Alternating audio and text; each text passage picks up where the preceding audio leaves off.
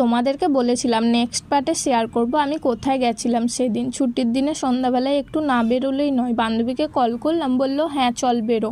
তো হালকা করে রেডি হলাম। আমার ডেলি লাইফে মেকআপ খুব একটা পছন্দ না, তাই হালকা পাউডার, লিপস্টিক আর কাজল, ব্যাস। তারপর বেরোনোর সময় মা বলছে জিনিস এনে তারপর বেরোস, তাই টুক করে জিনিসগুলো নিয়ে এসে সাইকেলটা নিয়ে বেরিয়ে পড়লাম। ও বাবা, রাস্তায় দেখি অনেকগুলো গরু আর গরুর বাচ্চা বসে আছে। ছোট গরুটাকে আমি খেলাতে লাগলাম, দেখি আমাকে দেখে ভয় পাচ্ছে। যাই হোক, ওদেরকে ছেড়ে আবার বেরিয়ে পড়লাম। তো গেলাম রেস্টুরেন্ট। আমি গেছিলাম মাড হাউসে, সেখানে অর্ডার দিলাম চিকেন বিরিয়ানি, চিকেন কষা আর কুলচা। খাবারগুলো খুব টেস্টি হয়েছিল, ওখানকার অ্যাম্বিয়েন্সও ভালো আর খাবার তো খুবই ভালো।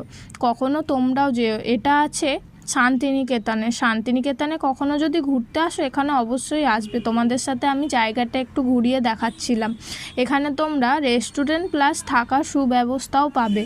এটা কোনো রিকমেন্ডেশন মানে প্রমোশনের ভিডিও নয়, আমি জাস্ট যে গেছিলাম তাই তোমাদের